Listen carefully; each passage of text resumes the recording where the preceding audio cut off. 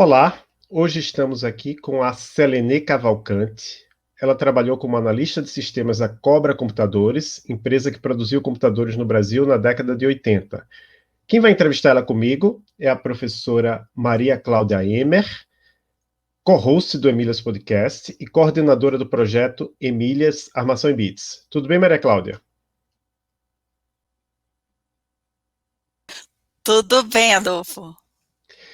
Hoje estamos aqui, Maria Cláudia, também com a Vanessa Lazarim de Souza. A Vanessa, ela é aluna do Bacharelado em Sistemas de Informação da UTF-PR Curitiba e hoje ela vai ser a nossa podcaster por um dia do Emílias Podcast. Tudo bem, Vanessa? Oi, professor. Obrigada pela oportunidade. Estou ótima, estou muito feliz de estar aqui. Que bom, seja bem-vinda, Vanessa. Obrigada, professora. Então vamos trazer aqui a Selenê Cavalcante. Seja bem-vinda ao Emílias Podcast. Tudo bem, Selenê? Tudo bem. Eu que quero agradecer essa honra de estar aqui falando com vocês, não é? Porque eu tenho assim um orgulho imenso dessa trajetória minha aqui. Eu sou daquela época dos dinossauros, da informática, então é sempre bom conversar com o pessoal novo. O meu filho é da área também, né? Meu filho acabou se especializando também em informática. Ele trabalha em Joinville. Então, legal. Está por aí, pertinho de vocês. Pertinho daqui. E aí, a nossa primeira pergunta, que a gente sempre faz, mas sabendo que você tem uma formação em matemática, e na verdade um mestrado em computação, mas como é que você chegou na computação? Como é que você se interessou pela computação? Assim, bom, eu sou de família muito humilde, né? Aqui de Valença, né? Voltei para casa, agora eu moro aqui novamente, né? E eu não tinha muitas opções, porque eu queria estudar alguma coisa na área de exatas, mas a minha tendência era fazer arquitetura, sabe? Que eu tinha paixão por arquitetura, mas arquitetura só no Rio, e eu não tinha condição de fazer. Então, aqui mesmo em Valença tem uma fundação, uma universidade, né, que foi uma fundação antes, e tinha curso de matemática. E eu pensando, né, de tudo que eu gostaria de fazer na vida, eu sempre adorei ensinar. Sou de família de professores. Meu pai professor, minha mãe professora, e até tenho irmãos professores, né? Adolfo sabe, né? Então, eu fiquei atraída por isso daí. Foi, assim, meio que forçada, né, para eu fazer o curso de matemática, mas eu gostei muito. E lá pelo segundo ano, eu comecei a estudar matérias que começaram a me mostrar um outro caminho, que naquela época estava começando assim as pessoas a se interessarem, que era a informática. Então, tivemos algumas pinceladas, né, digamos assim, do que seria essa profissão dentro da informática. Hoje em dia, a área de TI se fala, mas naquela época era informática, a gente falava só informática mesmo. Então, eu falei, bom, eu já estou dentro do curso, vou continuar, porque não vou largar pela metade, até porque não tinha muita opção de sair. Dentro de cálculo numérico, eu tive certeza que o que eu queria na vida era trabalhar nessa área de TI.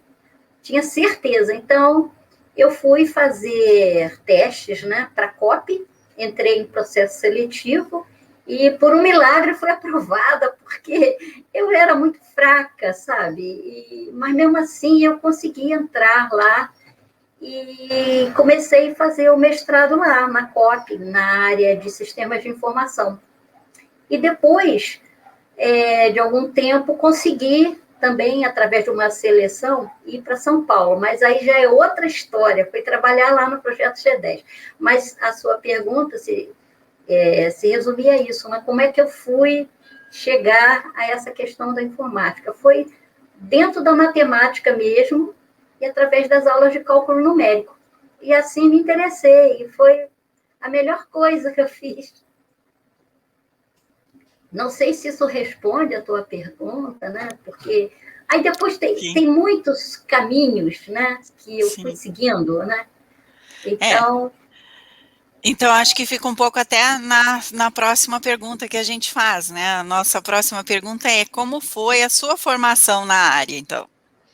De informática?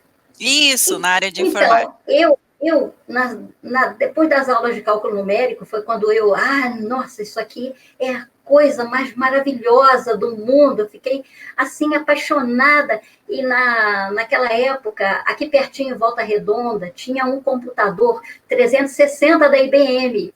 E eu fiz questão de ir lá conhecer como é que era aquilo, quer dizer, já começou a fervilhar dentro de mim toda aquela ânsia, né, de participar dessa área. Então, eu comecei a estudar por conta própria. Naquela época, havia uma série de... não era bem panfletos, mas era quase isso. Era assim, 2, 3 páginas. A IBM, ela chamava de informações da IBM. Então, eu comecei a pegar aquilo e ler, aí comecei a ver como é que se fazia hexadecimal, o básico mesmo.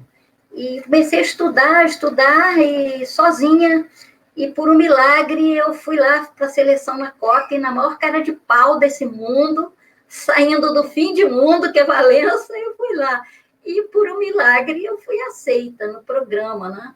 E aí, não preciso dizer que eu apanhei muito, porque muito fraca, que eu só sabia matemática, e para eu conseguir me equilibrar, eu peguei muitas cadeiras da área de matemática na COP, não sei se vocês sabem, os períodos são de 3 meses. Em 3 meses tinha que dar conta de 5 disciplinas. Era muito pesado. Eu cheguei a ficar tão magra que a minha irmã achou que eu ia morrer. Eu estava com 39 quilos e só baixando, e só baixando. Aí eu falei, não desisto não, eu morro, mas vou ficar lá. E foi assim uma loucura, né? Morar em alojamento de estudantes, porque não tinha grana para alugar um apartamento, não tinha condição nenhuma, o negócio era na base da coragem mesmo, né? E lá fui ficando, aí consegui terminar os períodos todos, entrei em trabalho para tese, né? Escolhi lá um tema, e nesse ínterim apareceu um outro concurso, que era já para equipamentos eletrônicos S.A. Essa empresa é uma das empresas que, junto com o BNDES, tiveram a ideia de fazer o primeiro computador brasileiro. Não sei se eu já posso contar essa história ou já é outra pergunta. Pode? Então, sim, acontece que era a época do regime militar, né? O presidente era Geisel. E naquela época, a Marinha, sempre me falaram que a Marinha era pioneira em muitas coisas, mas na Marinha surgiu uma ideia de que toda a parte de informática das fragatas da Marinha fossem feitas com tecnologia nacional, porque até aquela época, não, elas eram importadas, essa tecnologia era importada, e todos os programas que ali rodavam, e eram coisas assim, de muito sigilo, né? Na verdade, ficavam a descoberto. Né? Então, um comandante muito progressista, no sentido do progresso, não no sentido que se dá hoje essa palavra, tá? Ele, comandante Guaranis, ele teve a ideia, por que não formamos os nossos técnicos brasileiros, as nossas pessoas aqui, ao invés de deixá-las irem para o exterior, porque era o que acontecia. As pessoas faziam mestrado, doutorado, e iam trabalhar nos Estados Unidos, na França. Aí esse almirante Guaranis teve essa ideia.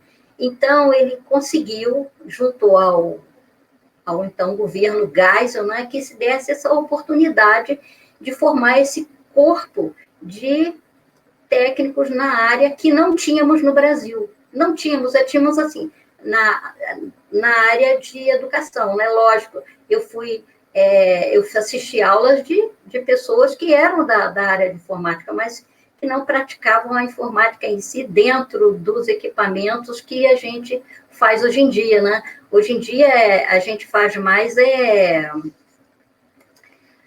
assim, aplicativos, mas naquela época a gente fazia software base. Eu cheguei a programar em Assembler durante muito tempo. Hoje em dia, se fala Assembler, eu falo, o que é isso? E o que é isso? Pois é, Assembler era muito gostoso trabalhar, mas era muito difícil. Então, naquela época, esse comandante Guarani teve essa ideia e mandou montar um grupo. Aí, então, foi aberta uma licitação para que as universidades brasileiras elas participassem, né? Mostrando projetos. Nessa licitação, a PUC do Rio se destacou muito com a parte de software e a USP de São Paulo, capital, porque tem outras, né? Ela se destacou com o hardware, porque a USP ela ganhou a licitação da forma mais esperta que pode existir. Ela fez um hardware, ela fez um computador, o Patinho Feio, que eu vinha conhecer, né, com muito prazer, conheci as pessoas que fizeram, né, aquele projeto, é uma coisa muito bonita, e para nós, naquela época, era tudo assim tão maravilhoso, porque não tínhamos. Tudo que tínhamos vinha de fora, né? E agora não, a gente estava vendo ali dentro, né? Montando aquelas placas de wire-up, as pessoas soldando, sabe? Cada caminhozinho daquele, colocando a fiação. Era um negócio, assim, para nós, era assim, tipo o paraíso, né? Que era tudo que a gente queria. Né? E assim, a Equipamentos Eletrônicos do Rio, que era onde eu estava, na COP, né? Abriu uma seleção. Aí eu consegui ingressar na Equipamentos Eletrônicos. Ela é Equipamentos Eletrônicos. E eu fui mandada, então, para São Paulo. Fui para a USP, Laboratório de Sistemas Digitais, que era onde estava sendo desenvolvido o projeto, e um grupo assim, nossa, gente, vocês não têm ideia do que aquele pessoal da USP é capaz de fazer. É gente da melhor qualidade que você pode imaginar. É uma coisa impressionante. Lá eu conheci, eu dei tanta sorte na minha vida que, quando eu fui para lá, eu fui selecionada para trabalhar na confecção de um computador, de um compilador Fortran. Vocês sabem o que é isso? A coisa antiga, um compilador Fortran. E eu caí num grupo de 2 pessoas maravilhosas, assim, de uma competência, de uma inteligência, assim, fora do comum. João José Neto, que ainda é professor lá, e Selma Chimizo. Essas 2 pessoas foram determinantes na minha vida. Elas me ensinaram muito, em termos até humanos, porque são 2 pessoas excepcionais, né? Então, ali nós começamos fazendo o compilador Fortran para o G10, que foi o primeiro computador assim, idealizado, um micro, né? Então, tudo partiu dali. Aí a Cobra não existia ainda, a Cobra estava em projeto, estava assim, sendo pensada, como eu falei, através da Marinha e tal. Mas já o pessoal estava sendo formado, essa era a ideia. Então, quando a Cobra abriu as portas para colocar pessoas para desenvolverem, né, os projetos nacionais que eles queriam, essas já vinham com uma experiência. Então, foi uma coisa bem bolada, né? A Cobra começou alugando salas lá no Largo dos Leões, para quem conhece o Rio de Janeiro, ali em Humaitá, no Largo dos Leões, e depois, em paralelo, construiu-se uma fábrica em Jacarepaguá. Conseguiram lá um terreno e numa rua que nem existia, foi feita e recebeu o nome de Comandante Guaranis, com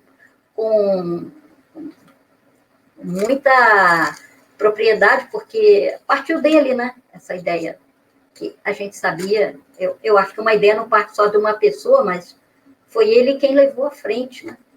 Aí começou ali, foi a fábrica, isso já em 1974 começou. Eu fui para lá, gente, a minha matrícula era 67, eu fui dos 100 primeiros que entraram na Cobra. Verdadeiro dinossauro, está aqui na frente de vocês. Matrícula 67. Nossa, mas assim, uma honra, um orgulho, uma coisa maravilhosa, sabe? As pessoas eram todas engajadas. E o que era bacana na Cobra, que eu não vi mais em lugar nenhum que eu trabalhei depois, era aquele orgulho de trabalhar ali, de carregar a bandeira da informática, entendeu? Porque éramos os primeiros. Então, isso eu não vi mais em lugar nenhum, porque todo mundo onde trabalha pela recompensa no fim do mês, vem o salário e tal. Mas lá a gente até ganhava malíssimo, e pegamos uma fase horrível que vocês não pegaram. Talvez vocês não fossem nascidos na época na década de 1980, né? Menina, a inflação chegava a quase 82% ao mês, uma coisa de louco. A gente ganhava muito mal, muito mal. Mesmo assim, não saíamos de lá. Ficávamos, entendeu? Situação de penúria mesmo, sabe? Você ia ao mercado e o cara estava com a maquininha lá trocando as etiquetas, sabe? Era uma coisa assustadora. Inflação dessa altura, né? Mas aí já era fim de anos 80, já início de 90, né?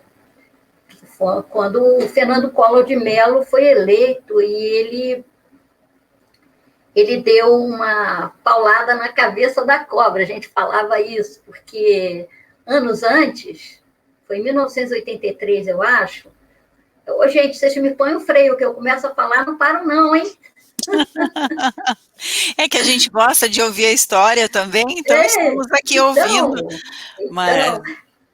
em 1983, a Cobra estava se desenvolvendo tão bem, tão rápido, porque, como eu falei, as pessoas que lá trabalhavam, elas tinham muito prazer em trabalhar lá. Então, todo mundo dava o melhor de si. Eu até falo por mim, que eu podia até nem almoçar, mas eu tinha que terminar as coisas que eu estava fazendo, aquela empolgação, uma coisa maravilhosa, porque a Cobra, quando ela começou, ela fez, como eu falei, o joint venture com a empresa Ferrante da Inglaterra. Eles tinham lá um produto chamado Argus 700, e a gente fez o Cobra 700, que seria baseado naquele produto lá.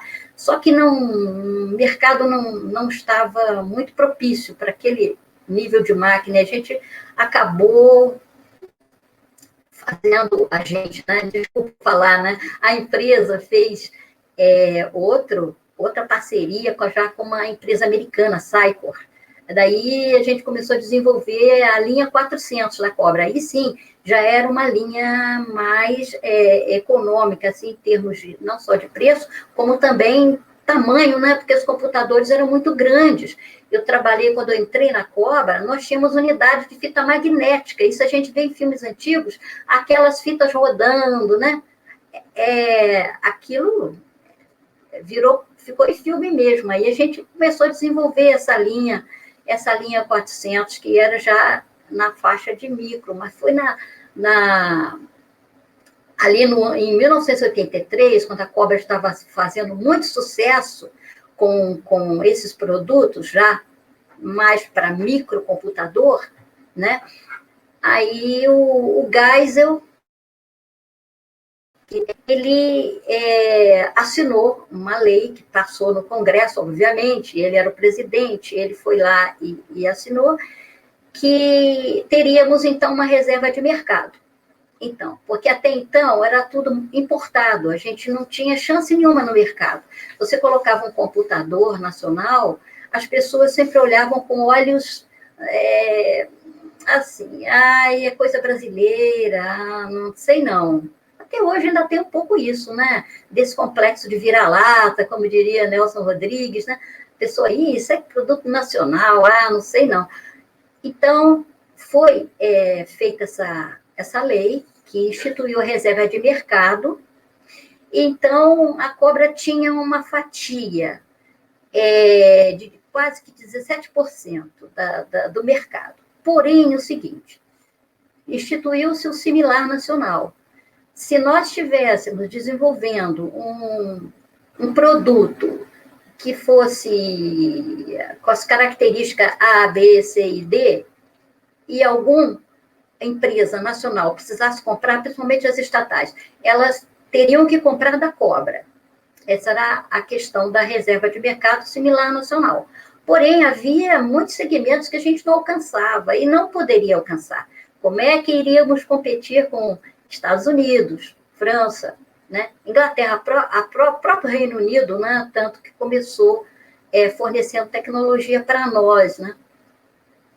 Então, passamos anos dourados aí, de 1983 até 90, com a eleição do Fernando Collor, quando ele derruba a reserva de mercado. Aí derrubou a reserva de mercado, pronto, aí as pessoas não queriam mais comprar nada da Cobra. Gente, eu vi acontecer uma coisa horrível, a Cobra tinha filiais no Brasil, computadores no Brasil inteiro. E começou a demitir as pessoas. Era muito triste, você via as pessoas chorando, sabe, indo embora, chorando, porque não tinha como pagar essas pessoas. Eu fiquei lá 17 anos e saí porque eu quis, ninguém me demitiu. Eu saí porque eu quis. Porque, como eu falei para vocês, dá uma sorte danada. Porque, primeiro, eu adorava trabalhar na Cobra. E, segundo, eu estava sempre envolvida em algum projeto que era prioritário. Então, era melhor terminar o projeto para depois eu ser demitida, digamos assim. E esse dia nunca chegava, porque eu estava sempre envolvida em alguma coisa, por sorte minha, né? E que eu gostava muito. Eu morava ali na Barra, pertinho, dava uns 14 quilômetros. Não, dava 11, de onde eu morava até a Cobra. Eu ia de carro e voltava todo dia. E leva filho para creche, volta para o trabalho. É aquela coisa de cidade grande, né? E para mim foi muito bom. Foi muito bom. Até que eu resolvi sair de lá, porque realmente estava muito difícil pagar a escola. Eu estava lá 17 anos ganhando malíssimo, malíssimo. Tanto que eu dava aula à noite para poder pagar. Minha filha estudava no Santo Agostinho, que é um colégio de elite lá no Rio de Janeiro, colégio classe A, muito bom, ensino excelente. E eu falo, não, nem que eu morra de trabalhar, mas minha filha não sai dessa escola, eu é divorciada. Então, aí chegou um ponto que eu já não estava mais aguentando. Foi aí que eu consegui participar também, assim, de uma licitação para trabalhar na IESA, Internacional de Engenharia, a Internacional de Engenharia do Grupo Montreal. É um grupo grande, muito grande, não sei se ainda é. E estavam fazendo um trabalho maravilhoso para o aeroporto Galeão, sabe? Que agora chama Antônio Carlos Jobim, né? Mas naquela época era Galeão. E era assim, um sistema de controle de aeronaves e de mensagens de proteção a voo e de mensagens meteorológicas. Então, era um trabalho grande, sabe? Uma coisa muito bonita. E aí eu tive a sorte também de ir para lá, né? Fui trabalhar lá. E quem contratou esse serviço da IESA foi a TASA, Telecomunicações Aeronáuticas S.A., né? Então, a minha vida profissional tinha muita coisa misturada com militares, né? Eu comecei trabalhando, havia o comandante Guarani no regime gás, depois fui trabalhar com o pessoal da aeronáutica. Mas pessoal maravilhoso, gente ótima, sabe? Uhum. E foi ótimo, foi maravilhoso, foi tudo muito bem. É muito bom ver seu entusiasmo, né, falando da computação, de toda essa época que você, de repente, não deixava o seu trabalho de tanto que gostava, né, não era pela remuneração, era pela satisfação pessoal de estar ali, de estar em um projeto tão importante que fez com que a gente chegasse a uma evolução, né, em relação à computação também. Bom, mas eu queria saber também como era o seu dia a dia nessa época? Você ficava mais tempo em frente ao computador? Você passava mais tempo em reuniões? Como era ser analista, então, ali na Cobra, ou então também na TASA, né? Estava na USP antes, né? Que a USP, para mim, foi assim, como é que eu vou falar? Um boom, profissional, porque aquilo ali é um poço de cultura. E eu, como funcionária lá na USP, eu tinha direito a escolher qualquer curso que eu quisesse fazer, eu poderia escolher, que a USP garantia vaga para mim. Olha que privilégio, né? Trabalhar ali com aquele pessoal, né? Então, como é que era o nosso dia a dia? Eu falei para vocês que eu caí num grupo, né, que é fazer o compilador Fortran. Tinha o pessoal do sistema operacional, tinha o pessoal do compilador, tinha o pessoal... Porque tinha, naquela época, a gente fazia o montador também, né? O sistema operacional fazia o montador, fazia o compilador, então a gente fazia do zero, era software base mesmo. Então, eu estava com esse grupo, e o nosso modus operandi ali era o seguinte, a gente chegava todos os dias, tínhamos ideia do que fosse um compilador, nós nos sentávamos numa sala de reunião e nós começávamos a discutir e planejar o que seria cada etapa. E montamos um organograma gigante, assim, sabe? Das etapas que teríamos que cumprir para chegarmos à implementação em si. Né? Aí, quando chegamos na fase de implementação, primeiro, então, eram só reuniões, né? Mas era o grupo fechado. E ali na USP eles tinham um esquema de toda semana havia um seminário. As pessoas contavam seus trabalhos e a gente aprendia muita coisa, a gente desfrutava do trabalho de muita gente, né? E eles botavam o nome de seminário, mas quando chegou o meu dia, era selenário. Era muito bom.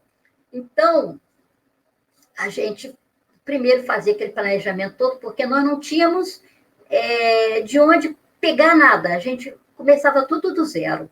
Tudo do zero. Então, começamos assim.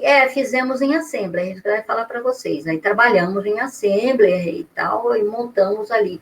Depois que a gente planejava tudo, já estava com as etapas planejar, começávamos a implementação. Um grupo de 3, cada um fazia alguma função, né, uma rotina, e depois a gente juntava para ver como que aquilo falava uma coisa com a outra, obviamente, de acordo com o planejamento, porque tem o núcleo e depois vai expandindo, né?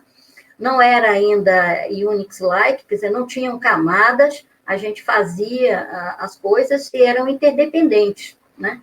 Então, tinha que ter muito cuidado.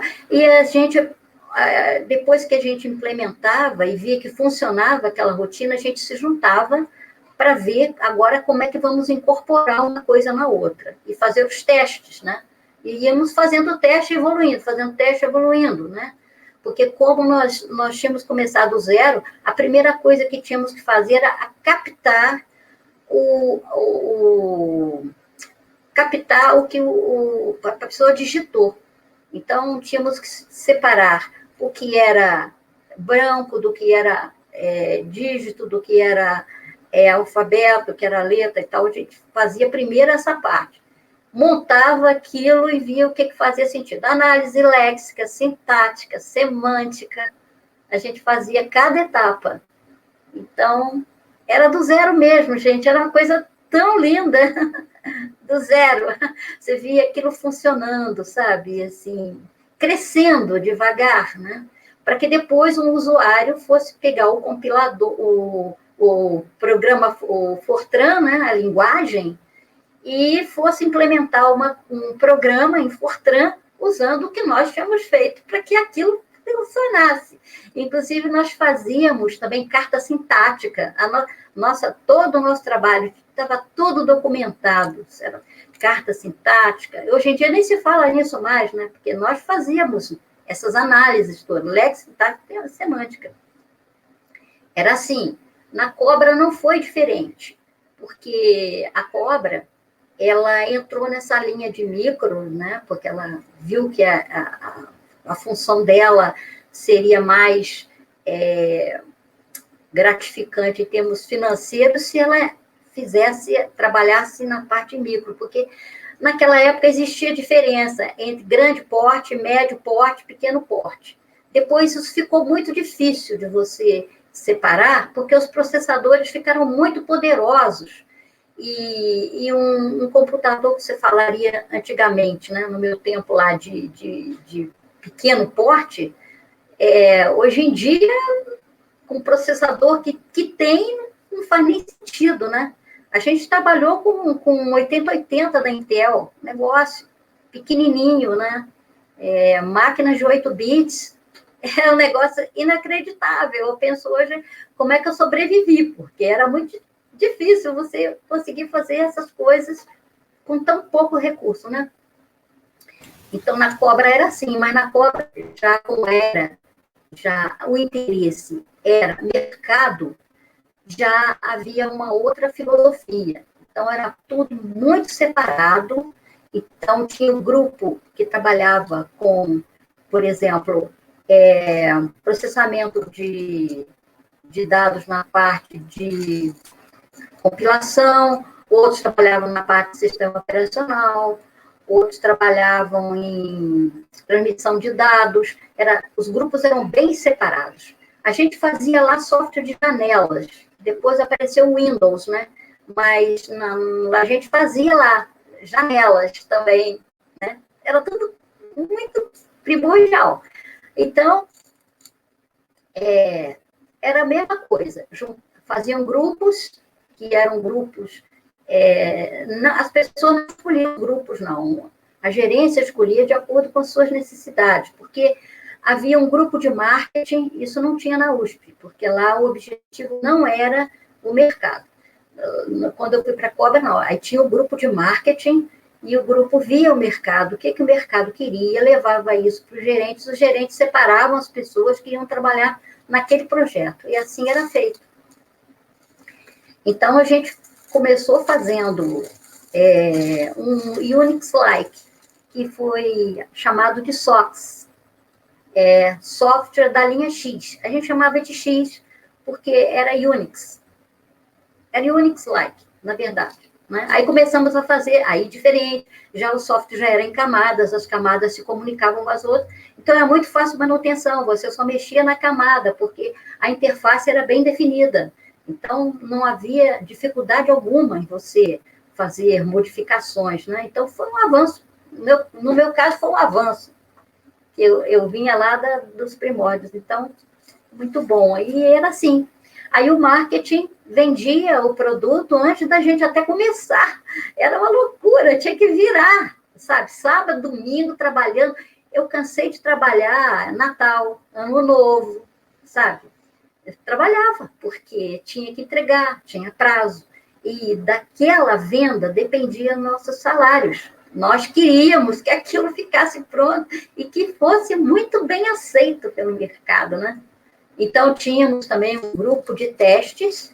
O pessoal de testes malhava nossos produtos para achar os erros, antes que o usuário final encontrasse.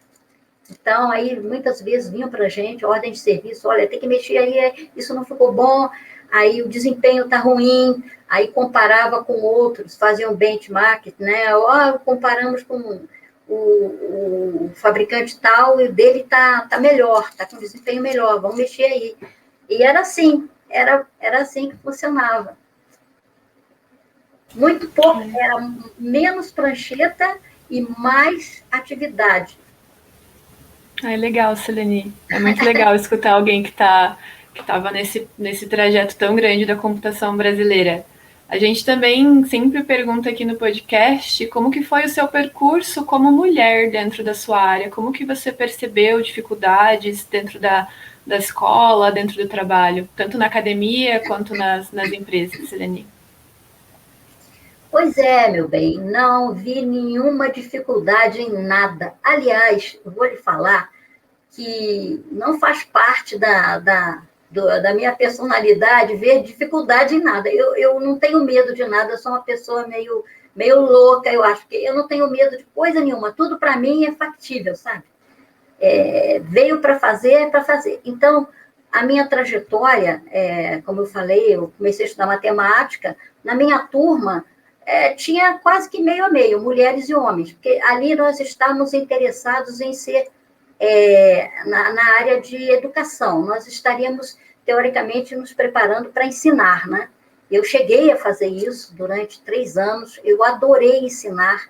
A minha família é de professores, como eu já disse, eu amei ensinar, mas quando eu parti mesmo para a COP, ou para a USP depois, não houve dificuldade nenhuma, não havia discriminação, se é o que se pretende perguntar, nenhuma. Tanto fazia eu ser mulher como eu ser homem, o trabalho vinha para mim do mesmo jeito. O importante era o meu desempenho. Se eu tinha avaliações de desempenho que eram 6 em 6 meses. Ai de mim que não me desse bem naquela avaliação. Aí sim, aí haveria uma discriminação que impactava no meu salário. Aí, na hora de eu receber uma promoção, um reajuste, eu ia ficar mais desprestigiada. Então, era interesse lutar muito, sabe? Então, na Cobra, por exemplo, na USP não, porque lá o intuito, como eu falei, era de preparar as pessoas. Não que não houvesse cobrança, havia uma cobrança, competitividade altíssima. Estamos falando da USP. A USP é um lugar, assim, de gente muito competente. Então, já na Cobra não tínhamos o mercado, então era outra finalidade. E aí, o que nós nos preocupávamos, né? Era galgar graus dentro da nossa profissão. Eu comecei como analista de sistemas, aí virei analista 1, depois 2, depois 3, depois 4, até eu virar analista sênior, depois virei analista coordenador, que já é o chefe de projetos, né?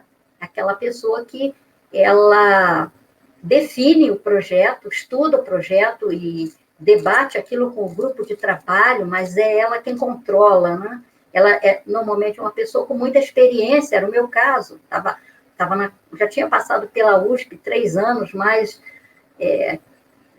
17 na Cobra, mas no fim das tantas, vamos supor. Eu já era coordenadora lá pelos 15 anos de Cobra e tal, mas era assim pelo desempenho. As pessoas não eram escolhidas aleatoriamente. As pessoas tinham que ter certo nível de avaliação.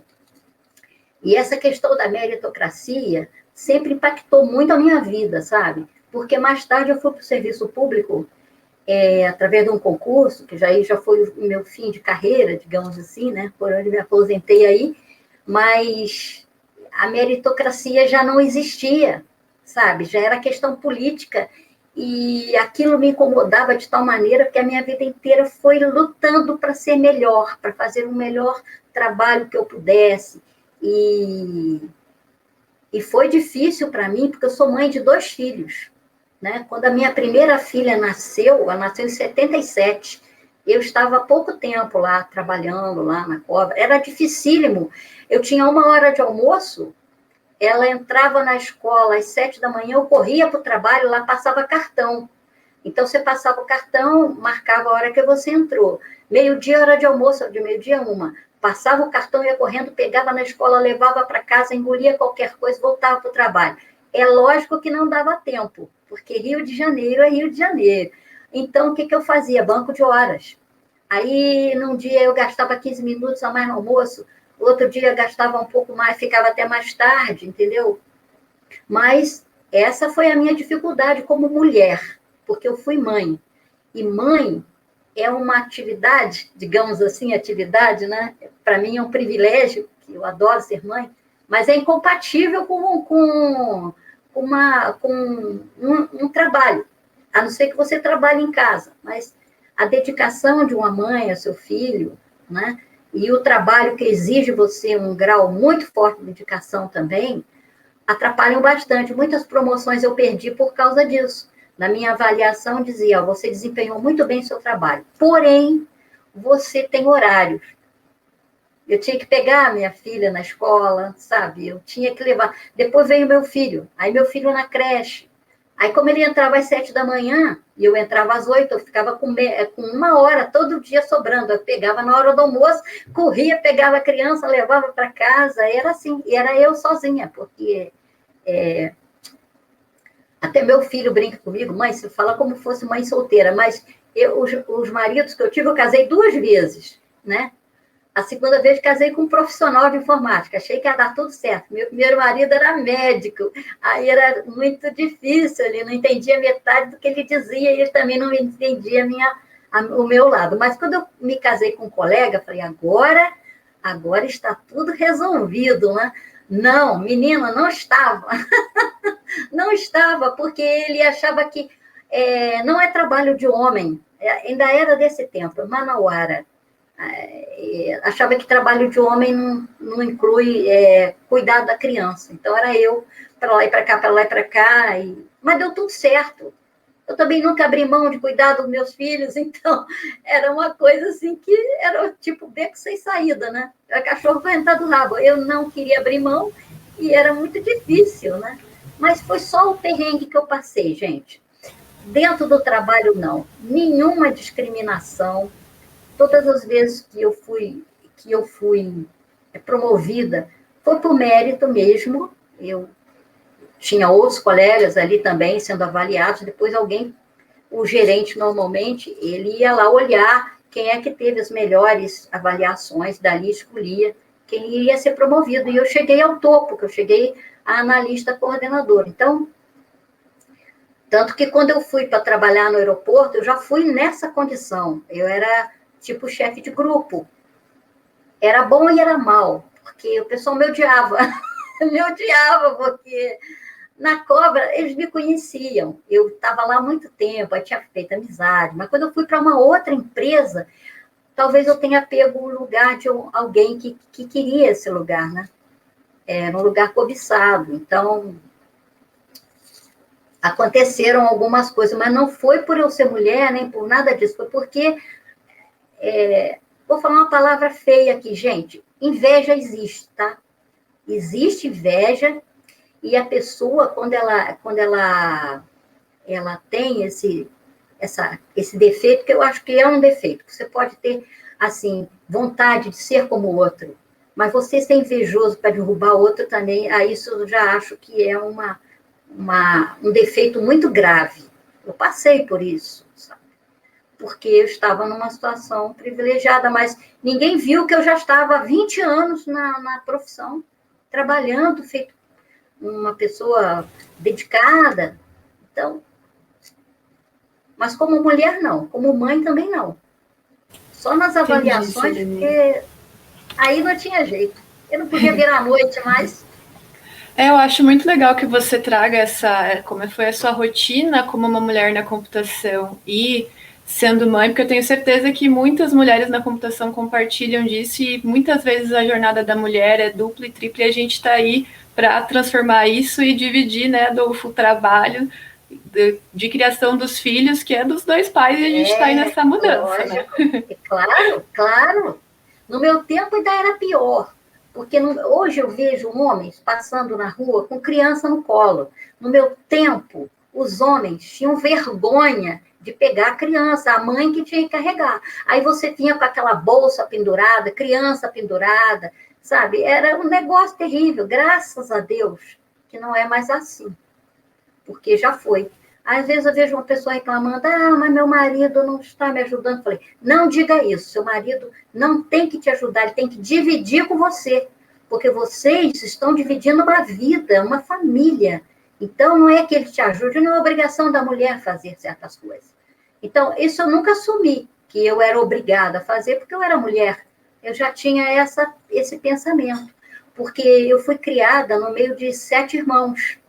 E minha mãe falava para nós, olha, aqui não tem homem, não tem mulher. Aqui tem um grupo de pessoas que vivem na mesma casa, a casa tem que estar limpa, a comida tem que estar pronta, e a mesa tem que estar arrumada. Então, tinha os grupos de trabalho, cada um vai fazer uma coisa. Ele conhece o Etel, que talvez vocês conheçam também, meu irmão, caçula, uma pessoa maravilhosa, que eu amo de paixão, era o nosso caçulinha. Ele era o único que a gente, assim, dava uma colher de chá para ele, não fazia muita coisa, porque é muito queridinho. Até porque sempre foi gente boa, ele sempre foi um irmão maravilhoso, e era o melhor aluno, só vivia com aquela medalhinha verde e amarela, de primeiro lugar, entendeu? Ele não dava trabalho nenhum, ele é encantador, maravilhoso, sabe? Uma gracinha, sou apaixonada por ele, pode dizer, a ele quando vocês encontrarem. Mas era difícil no meu tempo assim. Não para pessoas como eu, que não vestiam essa carapuça, digamos assim, né? Inclusive, eu me separei do primeiro marido por causa disso. Eu falei, eu não sou obrigada a fazer as coisas da casa. Você tem que fazer junto comigo, né? Então, aí acabou não dando certo, foi um para cada lado, né? Aí eu fui para o segundo achando que agora vai dar. Não, também não deu. Ai, ai. Mas é a vida. Vamos tocando em frente.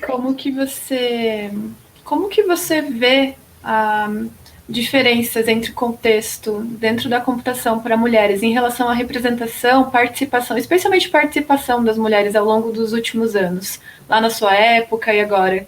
O que você vê de diferente em relação a essa representação? A representação em si, eu não vejo diferença, não. Eu vejo diferença agora na quantidade de mulheres que estão trabalhando nessa área. Por exemplo, lá na USP, que foi logo no primeiro emprego que eu tive, foi dentro da Universidade de São Paulo, uma das pessoas mais proeminentes lá era uma moça.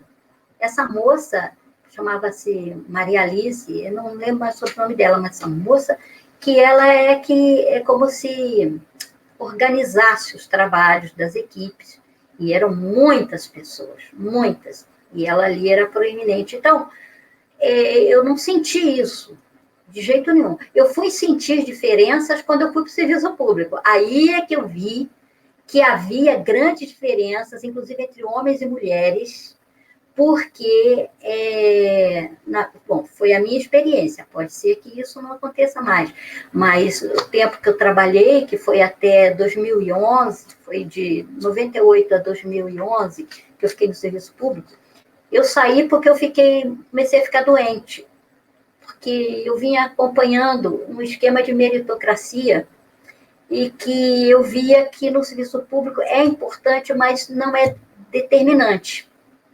É determinante se você é uma pessoa bem relacionada.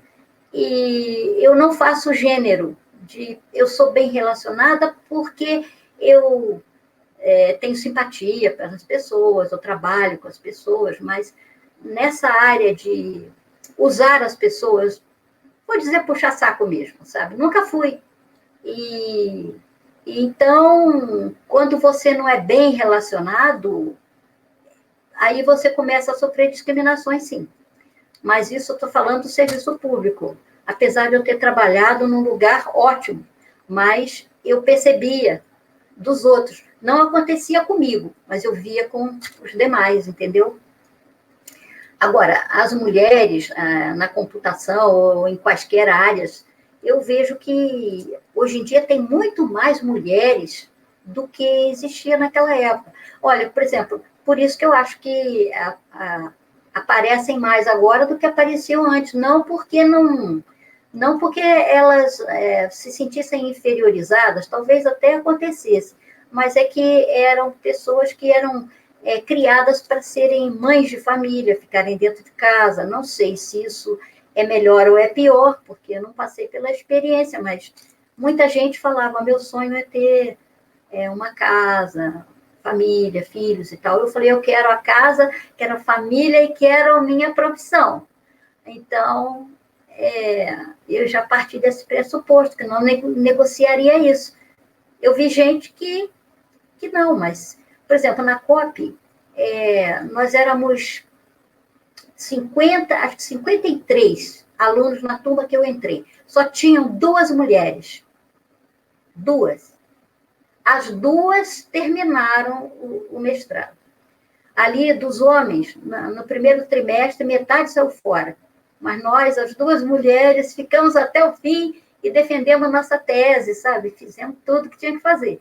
Então, eu não sei se pode separar, sabe, homem e mulher. Eu não tenho essa consciência, não. Eu acho que, assim, é muito da pessoa, da vontade que a pessoa tem de ser, de ter um sonho realizado, né? que era o meu caso. Eu tinha vários sonhos, eu tenho vários sonhos, eu vou morrer com eles, porque eu tenho muitos. Até eu conseguir realizar metade, vai estar difícil. Por exemplo, eu sou pintora amadora, o Etelpis, estou pintando um quadro para Etelpis aqui, está ficando lá e tal. Eu sou pintora, aqui está cheio de quadro meu, ó. Aqui atrás tem, ó. Aqui é um quadro mais moderno e tal. Mas esse estava sendo o meu sonho, sabe? De trabalhar com pintura e tal. E assim, eu acho que o segredo não está em ser homem e ser mulher. Não é, está em você ter vontade de. Você quer fazer, você se empenha, você faz. Eu sempre falei isso para meus filhos. Gente, quando a gente vai fazer uma coisa, a gente tem 50% de chance de conseguir e 50% de chance de não conseguir. Então, vamos lutar pelos 50% de conseguir e pronto. Se não der certo, não deu. Mas vamos lutar. E é assim que eu vejo. Assim, hoje em dia, existe muito esse negócio das minorias, né? No meu tempo, não tinha isso. Eu não cresci com esse pensamento, sabe? Hoje eu vejo a sociedade toda dividida, aí tem sei lá, começaram a aparecer diferenças de pele, coisas assim, que no meu tempo não tinha. Se a pessoa era negra, ou se era branca, ou se era amarela, era tudo igual. A gente tinha apelidos. Eu tinha vários, com esse nome que eu tenho, você imagina, né? A quantidade de apelidos que eu tinha. Nunca achei que era bullying. Nunca me preocupei com isso. Isso foi aparecer depois, que sei lá por que foi aparecer, mas não cresci com isso, então não valorizei isso. Eu acho que é assim, eu acho que as pessoas são o que elas lutam para ser, né? Se elas quiserem ser. Aí veio também esse negócio de cotas. E esse negócio de cotas, eu como sempre lutei pelas minhas avaliações, meu desempenho profissional, querendo crescer como profissional, apareceram as tais cotas.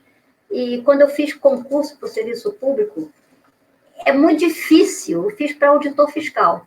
Gente, é um curso muito difícil, ainda mais para quem não é da área, mas eu fiz porque me deu vontade. Então, levei anos estudando, lutando. Passei com média 8,5. E no meu grupo de trabalho, tinham dois que entraram por cota com média 5. Ora, entre 8,5 e 5, há milhares de candidatos. Milhares de candidatos.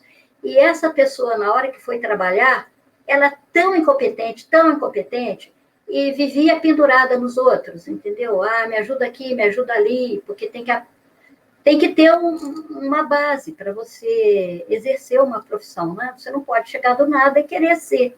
Você tem que se preparar para ser. Aí isso eu, sinceramente, eu não tenho clareza de que seja uma coisa muito boa. Eu acho que todo mundo merece oportunidade, mas a pessoa tem que ser preparada. Não é pegar a pessoa e jogar numa cova de leões, porque você tem cotas e tal. Não, acho que não. Eu acho que, assim, dar a ela o que ela precisa, eu acho que é definitiva, muito importante. Mas as coisas têm que ser gradativas. Até porque dentro de uma turma, quem dá aula sabe disso, tem o aluno que é excelente, que estuda, e tem aquele que não quer nada. Aí você vai nivelar por baixo ou não vai? Você vai prestigiar aquele que se esforça. Aquele que está malandrando lá, você vai chamar atenção, não vai? Aí ele vai falar, meu filho, não é assim, você quer ser alguma coisa na vida? Vamos embora estudar, vamos para cá. Então, eu acho que esse é o caminho, sabe? Bom, não sei. Eu falo demais e não sei se eu respondi. Não, acho que você já deu a sua visão, né, em relação a, vamos dizer assim, a forma como a mulher precisa se impor, né, na sua trajetória de trabalho, né. Então, eu acho que a gente tem vários momentos na vida, né, e existiu, assim, né, nessa época, algo diferente. Realmente, eu converso com várias mulheres que não sentiram, né, não sentiram nenhum tipo de preconceito, porque elas foram criadas Acho que da mesma forma que você, sabe?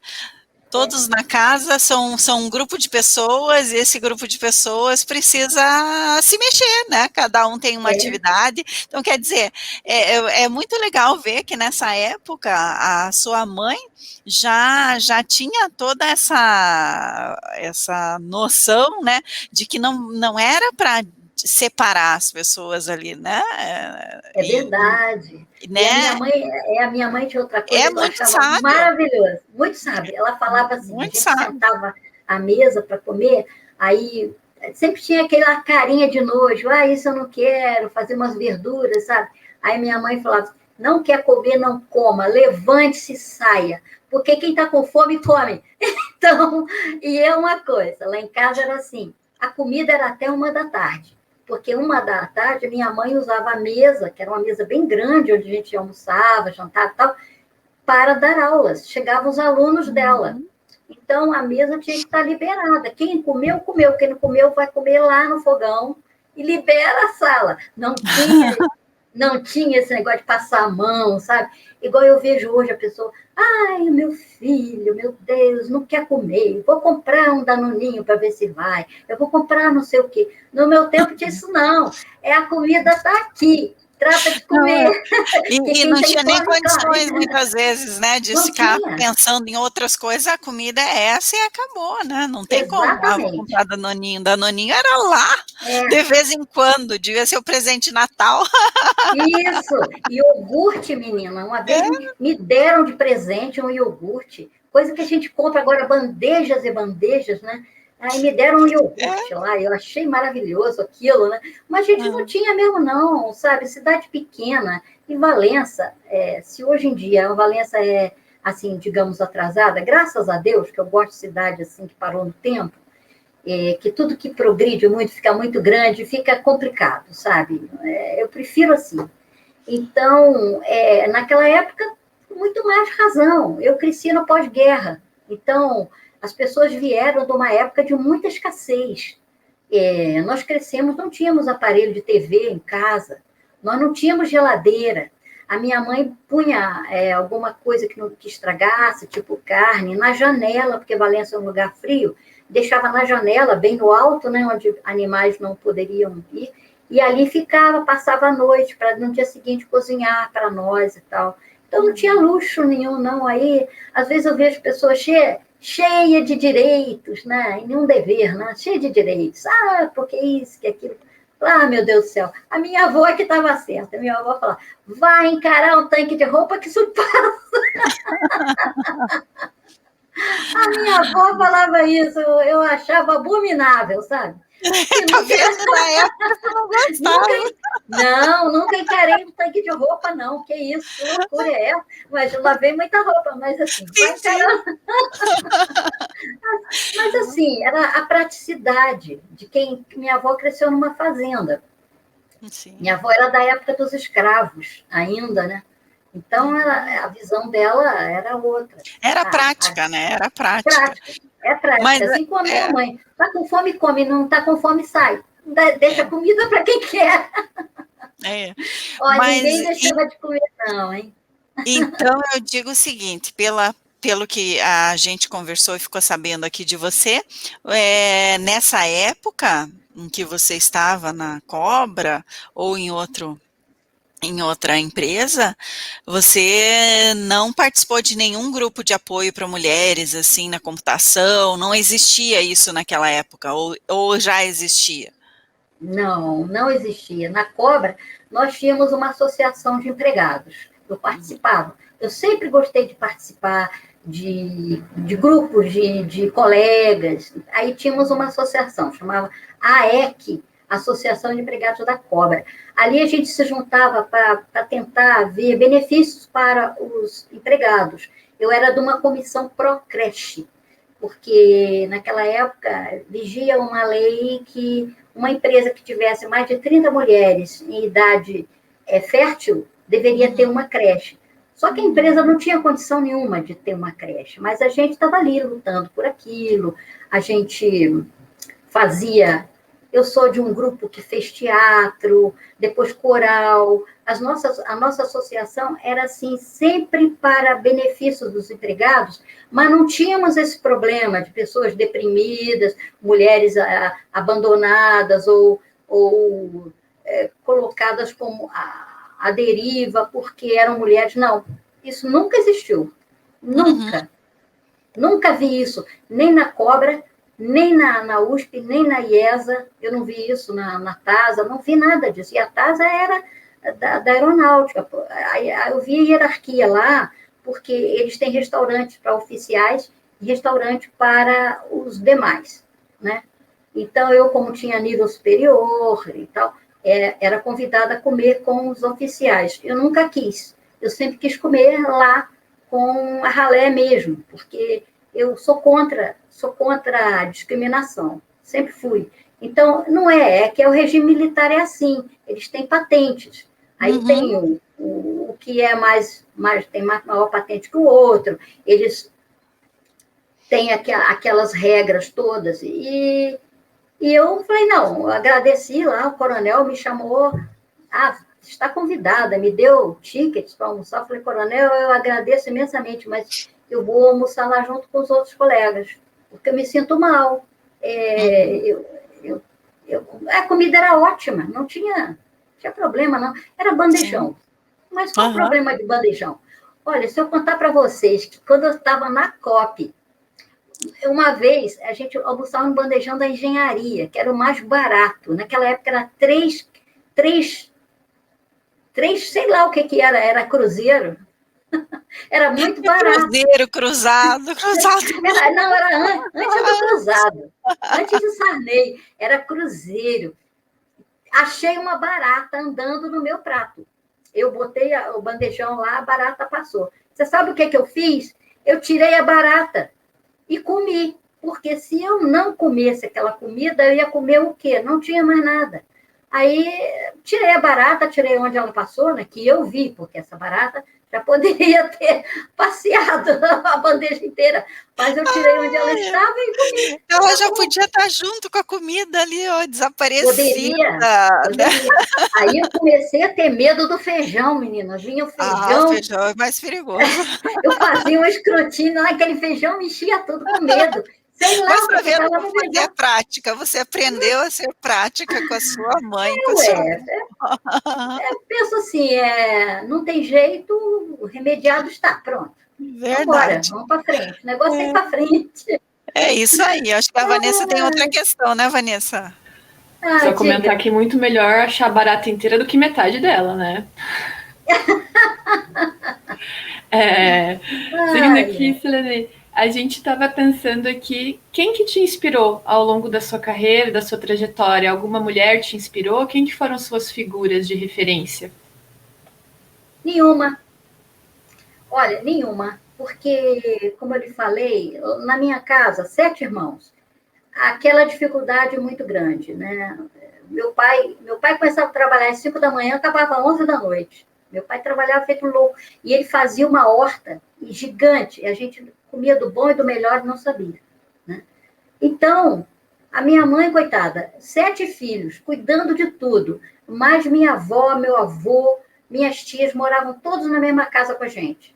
Era, assim, fantástico, sabe?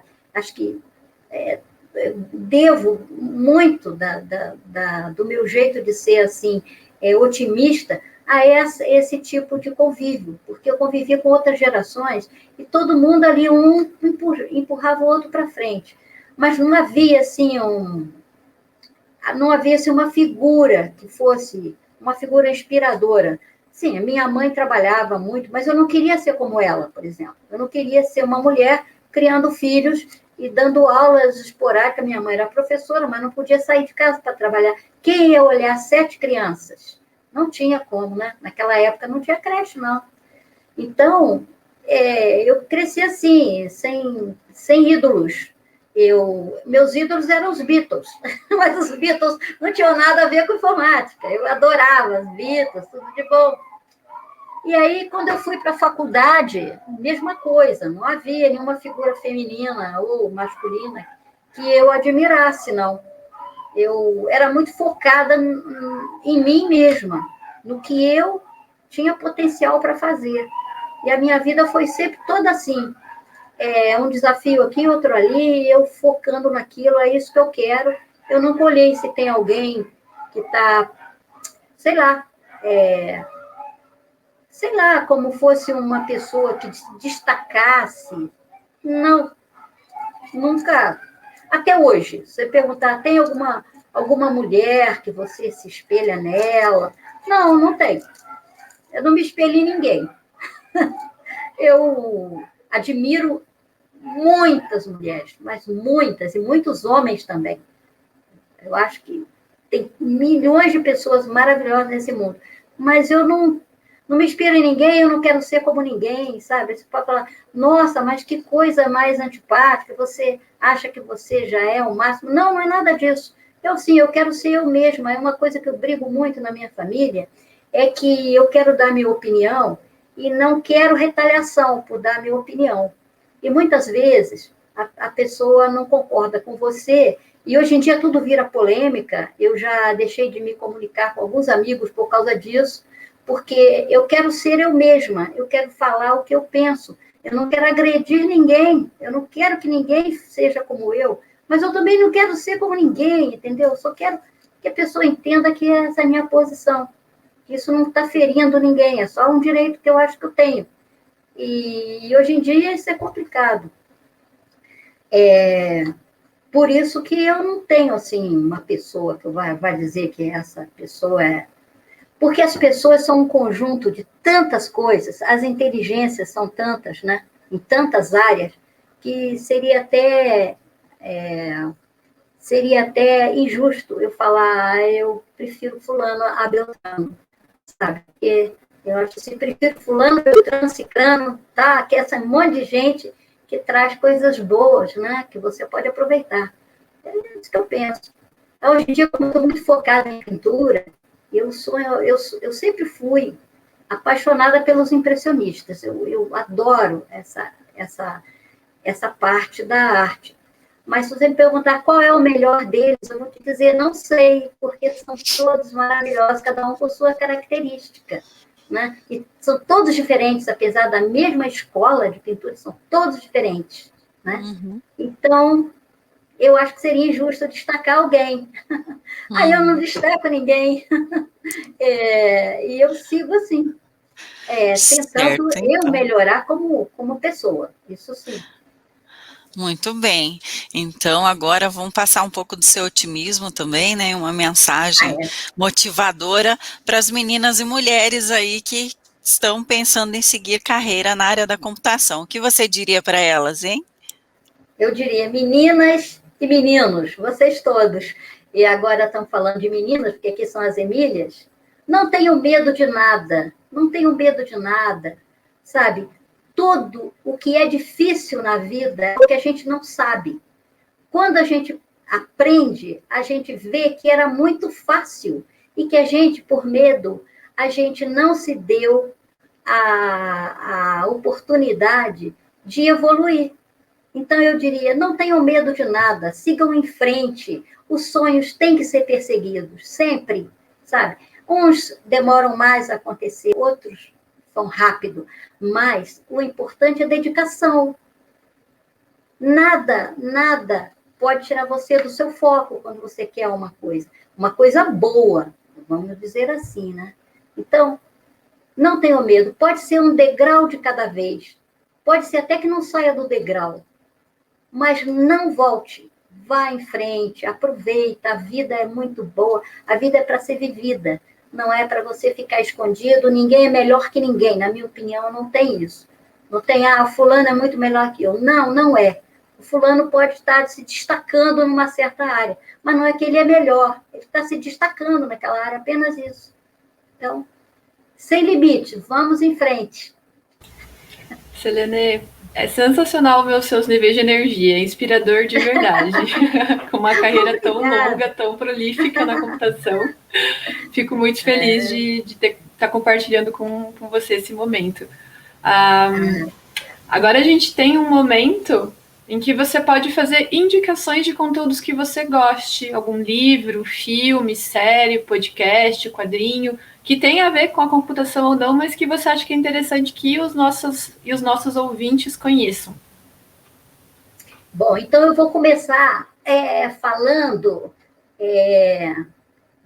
um dos meus livros favoritos, que é 1984, do George Orwell. Quem não leu, leia. É um livro para você ler e reler algumas vezes. Eu gosto de distopias, sabe? Porque você enxerga muito... Ah, tá, você também. Então, do George Orwell, eu indicaria 1984, A Revolução dos Bichos. Você pensa assim, poxa, esse é um livro para criança.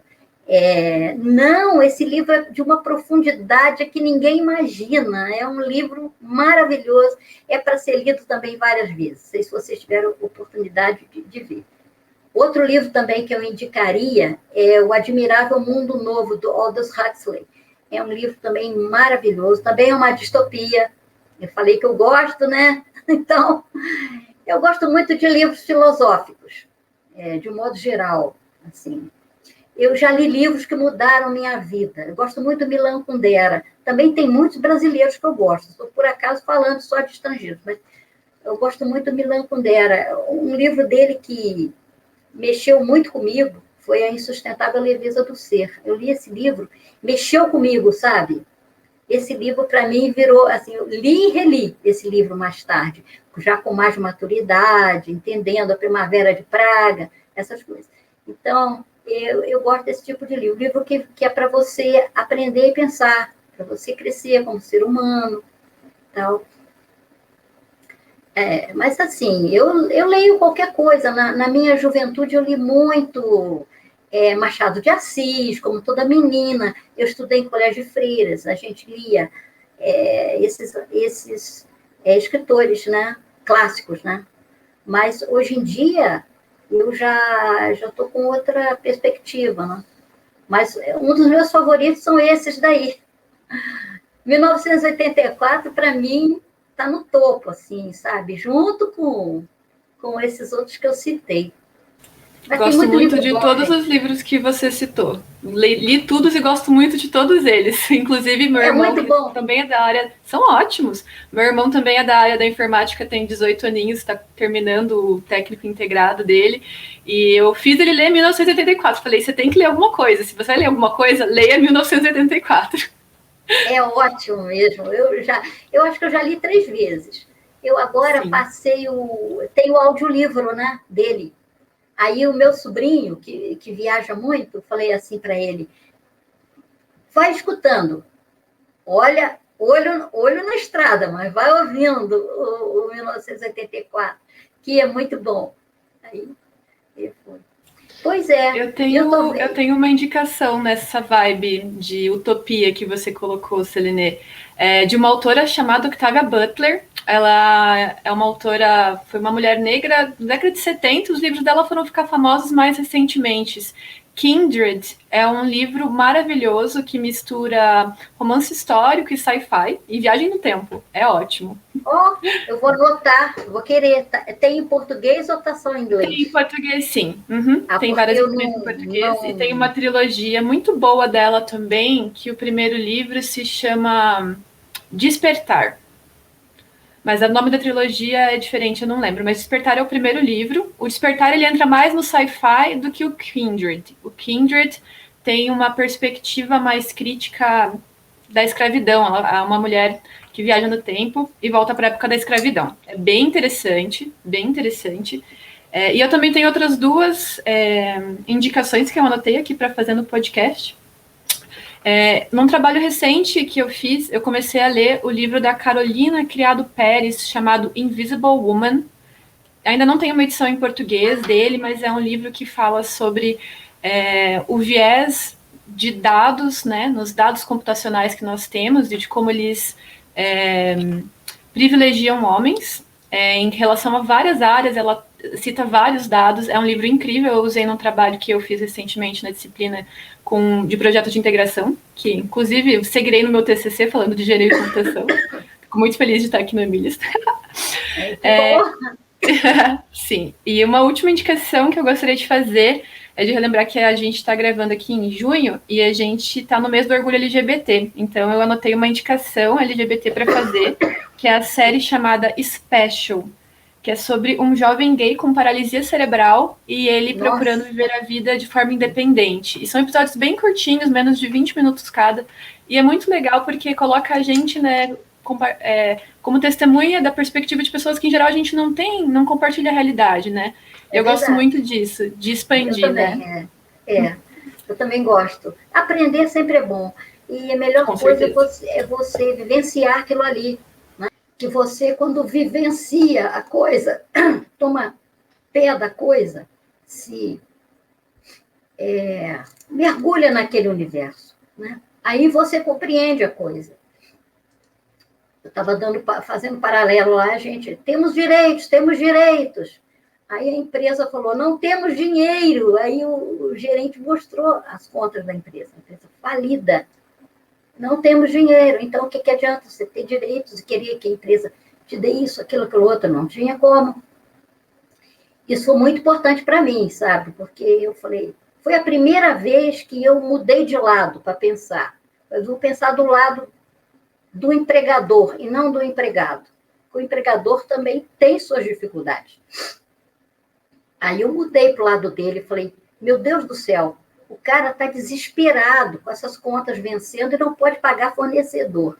E eu estou aqui reivindicando o direito a ter isso, ter aquilo outro, sabe? Tem que haver um ponto de equilíbrio, né?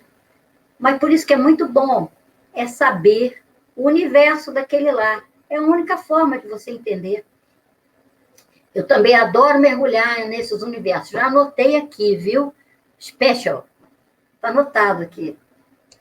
Eu vou procurar. Joia. Eu vou deixar todos os links, as suas indicações, Selene, as indicações da Vanessa, vão ficar na descrição do episódio para quem não quiser ir procurar no Google, vai estar o link direitinho para facilitar, né? E aí, Selene, eu não sei se você tem ainda algum site profissional que você queira deixar, ou das suas pinturas que você queira deixar para os ouvintes.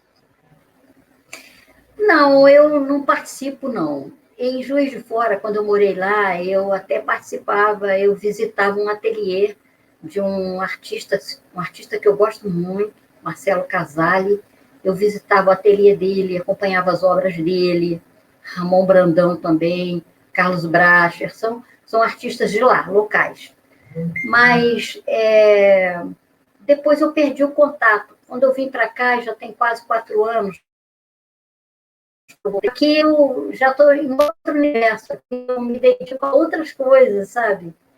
Então, como eu estava falando dos sonhos, né, eu estou realizando meus sonhos de pintar, porque agora a minha literatura é toda voltada para pintura. Eu fico lendo, fico me inteirando daquilo, eu fico me deliciando com fotografias que eu transformo em pinturas.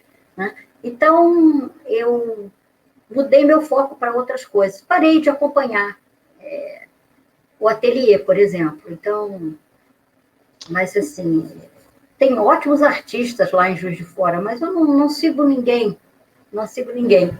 Aqui em Valença, a minha vida eu não tenho tempo para nada, gente, vocês vão acreditar nisso, que eu acordo de manhã e já estou...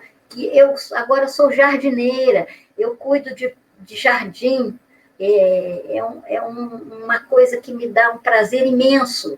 Eu tenho 3 cachorros que eu catei na rua, eu cuido dos cachorros também, é outra coisa que me dá prazer, sabe? Então, eu agora mudei, eu estou assim, na fase da minha vida que eu estou curtindo isso, porque eu sempre adorei viajar, já viajei muito, eu gosto muito de viajar. Mas agora, com essa pandemia, não pode, né? Então, você tem que ficar lendo, pegando bons livros e tal. Então, o que eu ia dizer é que se por acaso alguém que conhece você e não tiver seu contato, eu vou pedir para a pessoa mandar o recado pelas redes sociais do Emílias e a gente repassa para você. Se você achar interessante, você entra em contato com a pessoa. Pois não, será um prazer. Será um prazer muito grande, né? É isso aí, então. Você quer agradecer, mandar um abraço para alguém? Olha, quero agradecer a vocês todos, porque vocês me proporcionaram momentos muito gratificantes aqui, conversando.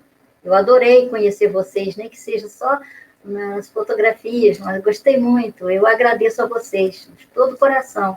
Muito obrigada por essa honra e esse prazer, viu? Nós que agradecemos. Eu vou iniciar agradecendo a Vanessa, que foi a nossa podcaster por um dia, atendeu o nosso chamado lá.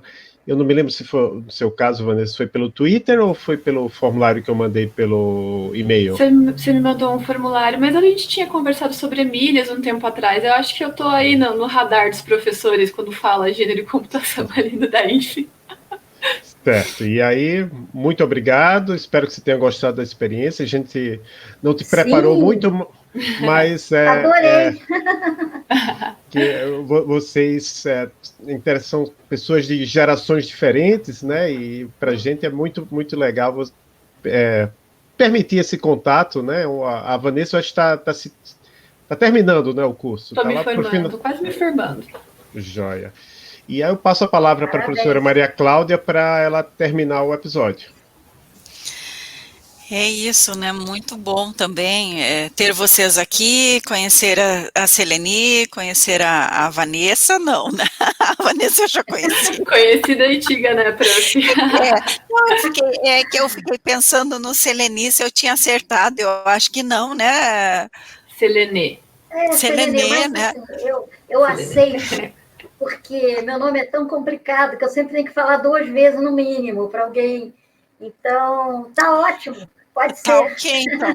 Então, Selene, muito obrigada por ter aceitado o convite, né? Nós ficamos muito contentes de saber da sua história, e a sua história também tem a ver com a história de uma empresa, né? Com a história da computação nesse país, então acho que é muito importante que a gente ouça essas mulheres dessa época, né? Que trabalharam duro, né? E realmente eram pouco remuneradas, acredito que os homens também não eram tão remunerados assim nessa época, né?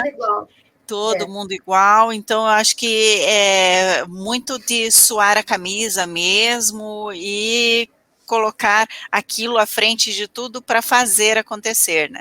Isso é bem bonito, o seu otimismo, né, e a sua forma de falar sobre isso é admirável, faz com que a gente sinta vontade, sim, de continuar firmes e fortes aí nesse meio, nessa luta, né, pela computação e por mais mulheres também na computação, apesar de que você comentou que hoje você vê já mais mulheres, né, mas mesmo assim existe um número menor, vamos dizer assim, de entrada de mulheres na graduação e no mestrado ou doutorado do que nós gostaríamos, né? Então a gente tem uma entrada muito pequena mesmo nos cursos de computação e também em cursos de engenharia em geral, né?